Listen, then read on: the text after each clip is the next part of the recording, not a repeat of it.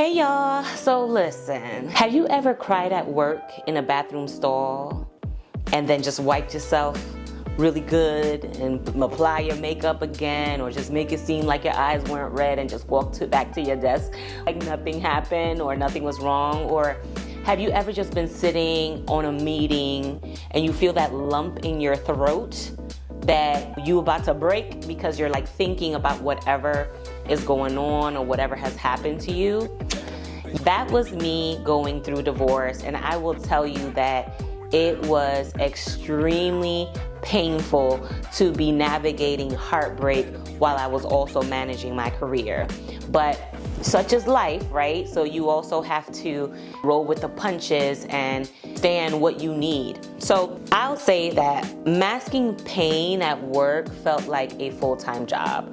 It literally felt like I was working a full-time job trying to show up and make it seem like I was okay.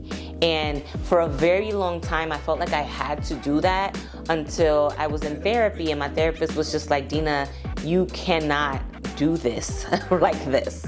You cannot just continue to show up. And I just felt like if I let them know what's going on, I'm gonna be weak. If I let them know what's going on, they're gonna pity me. And I didn't want that for myself. Not only that, but you hear a lot of horror stories of how people are treated once they reveal that they're going through something, right? And unfortunately, a lot of businesses just focus on the bottom line of needing what they need and the goals that they're trying to meet, and their desired approach to knocking and getting what they need out of their employees. But the fact of the matter is that life happens, and you absolutely need support in making sure that you are okay even while you're contributing to this company's needs, right? But your needs come first in every situation.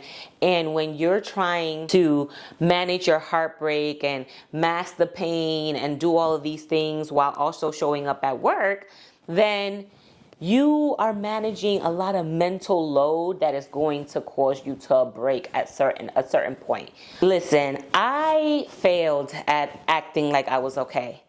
My energy showed it, my work showed it, and my spirit definitely showed it. And that's one thing that I probably will never allow to happen again, because when I tell you my energy, I was pretending, but it didn't feel good to pretend, and I don't do well with faking the funk. So I was very moody, and I didn't know how to remedy that. I was also compromising my work. I was making small little mistakes because I was so distracted.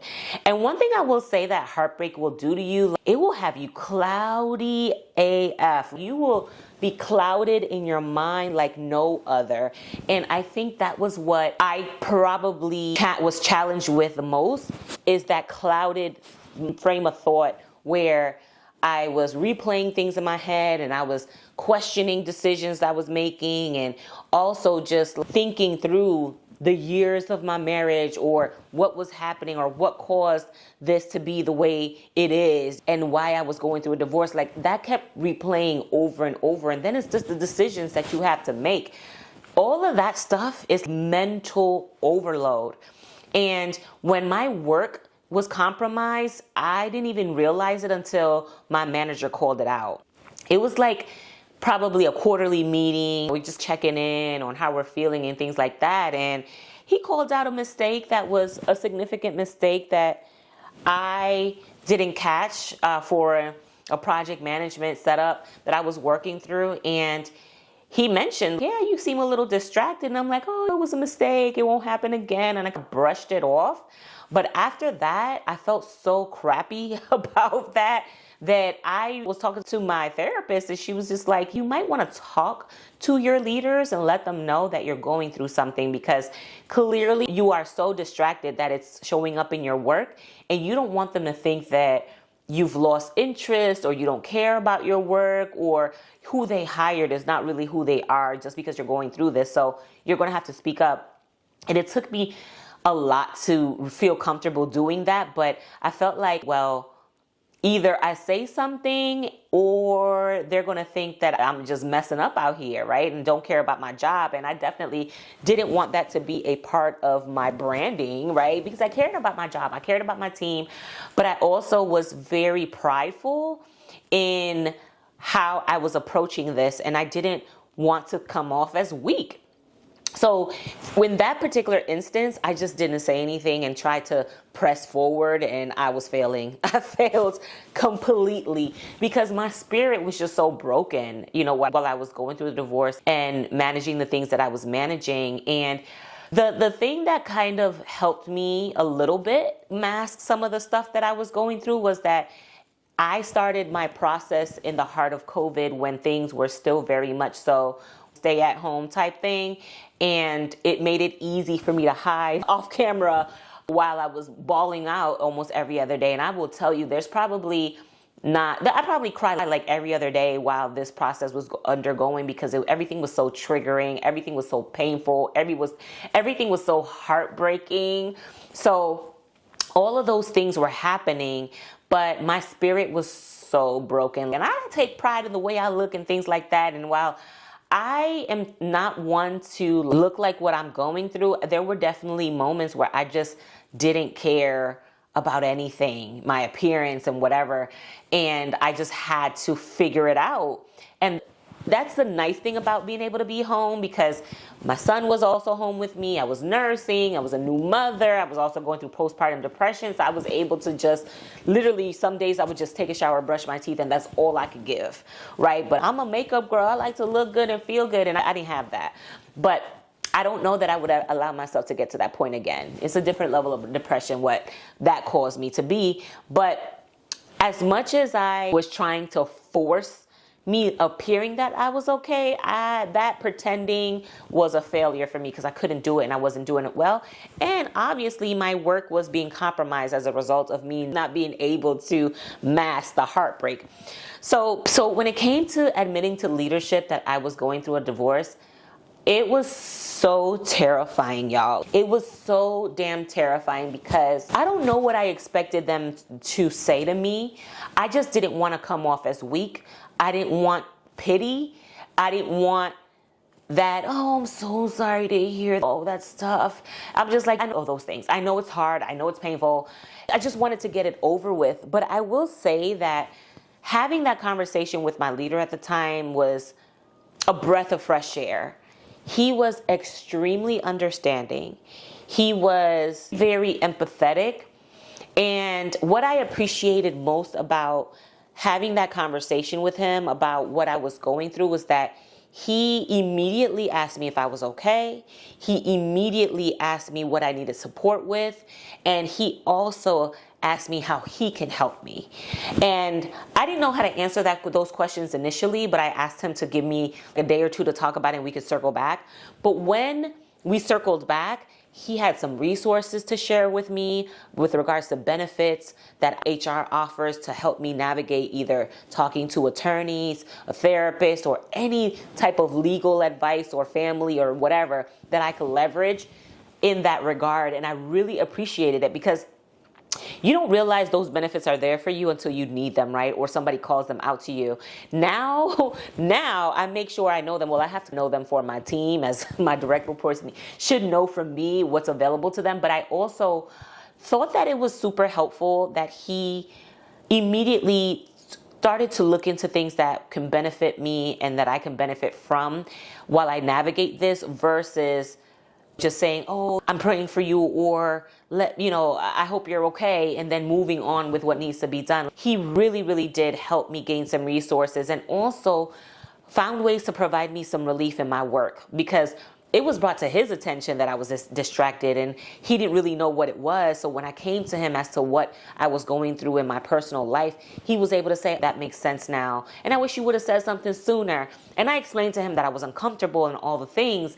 And again, the grace that he extended to me and the relief that he gave me. He got other teammates, other people on my team to support me and help me while I navigated this. And at first it felt weird because I was just like, I don't want nobody having to pick up my work. Like, I got this. But the relief that I felt once I was able to breathe a little bit and my workload was a little lighter, especially as I navigated some of this, it really, really, really helped. And that level of treatment as an employee helped me become a better leader myself, because listen, I don't care who you work for. If you manage a team, I think your first priority is to make sure that your team is okay. Make sure that your people are okay. And if you don't lead with that before the bottom line or whatever goals or initiatives the company has, you are not going to have success in your team, and you're definitely not going to be a good leader. So you have to make sure that your people are good first. And I think whenever my direct reports come to me with family stuff or personal things or things that they're struggling with, in general, thankfully I don't have that much. I have a pretty decent team, but when those things arise, I always want to make sure that they're good, because I know what that feels like to be cared for in that way as an employee. And then also, I want to be a leader that people feel safe coming to and know that I care about them as a human first versus whatever business initiatives we got to adhere to.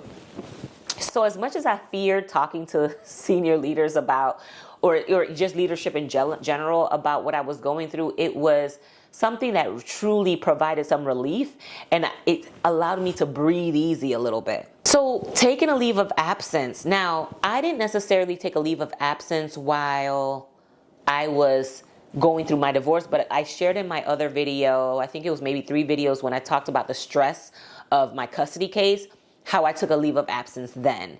And I wish I would have taken a leave of absence while I was going through my divorce, honestly. Like I said, because COVID was at the height, I was able to be home and just manage that. So that was a blessing in that way. But if I would have taken a leave of absence, I probably would have been better off, especially being a new mother. My God. But I think I felt some type of way about even considering that because I was already gone while I'm on maternity leave, right?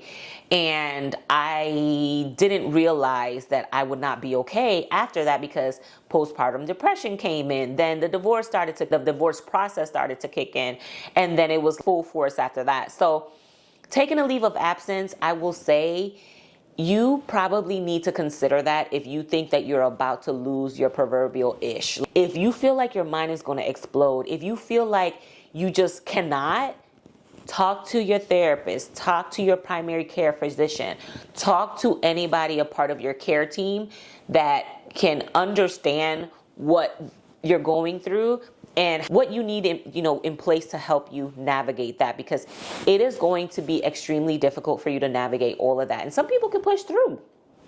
Some people need to be busy. Some people need that distraction in order to not let the heartbreak overtake them. But I wear everything on my sleeve. My feelings are right here. You see them on my face. I'm here.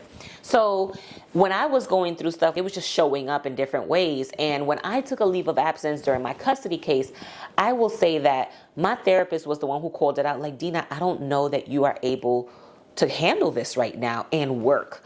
You need a little breathing room. You need some space to just figure this out and mourn this and be angry and do all the things in solitude without having to worry about performance at work, because you're going to suffer even more, right? And you're going to crash out, and we're trying to prevent that. So in that sense, I think what I needed most is what I needed to come to terms with is that taking a leave of absence is an empowering thing to do. It's a courageous thing to do.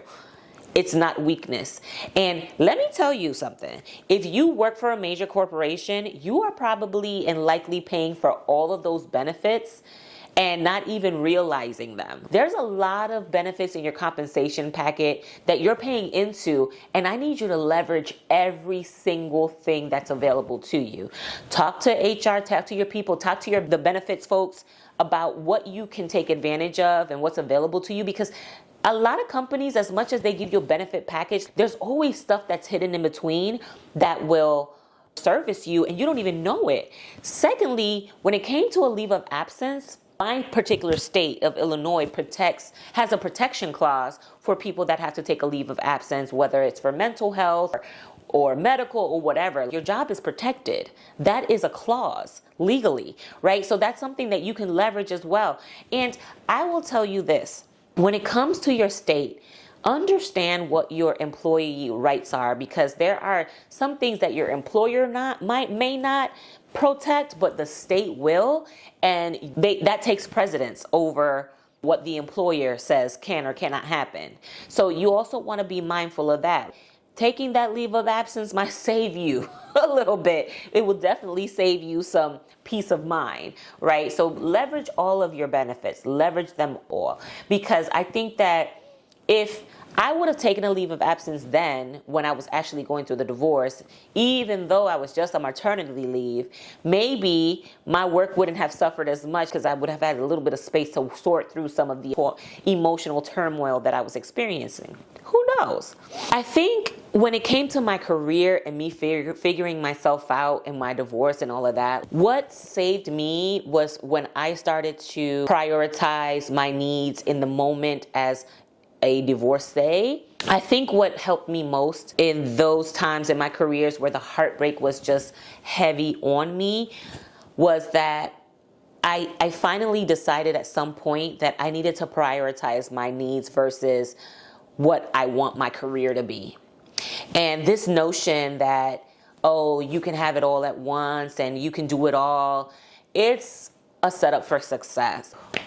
It's a setup for failure, y'all. We literally cannot manage all of these things in one sitting. We cannot climb the corporate ladder and also go through a heartbreak or mourn something, or you cannot do all of that at once. So I think that what helped me navigate a lot of the heartbreak while I was managing my career was letting go of the upward mobility that I was looking to achieve and really tapping into needs, my son's needs. I was a new mother. I needed support. I needed to focus on establishing the support system I needed outside of this career. That was, of course, it's funding my lifestyle. It's a need, right?